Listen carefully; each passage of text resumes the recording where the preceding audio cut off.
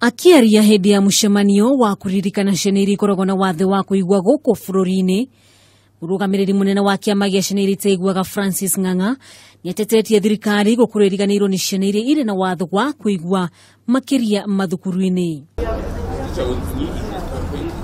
Ng'ang'a niathite na mbere kuga arutani a ciana iria iri na wathe wa kuigua matiraigana mathukuru-ini undu uria utumite githomo kiao kiotome na oho ciana icikuona ta iriganire.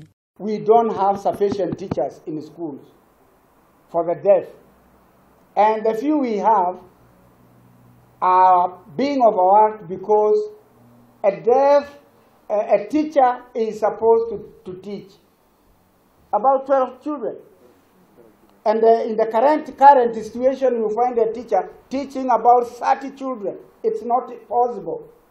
Oho ni mathite na mbere kuga gitumi kiiganu gia ciana iria ina wathe uyu gukora iteguthie thukuru ni kuona ati itire na atauri irathi-ini amu gutire na mathukuru ma kuigana ma mwanya ma ciana ici.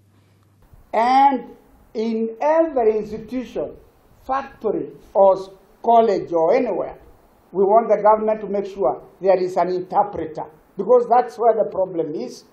Because even if they are employed in some institutions, there are no interpreters, and the deaf people find it very rough going. Aciari aria mena ciana iria na wathe wa kuigua ni moritio guciitikira uria ihana kuona kiama giki ni gigutigirira ciana ciothe ni ciateithika.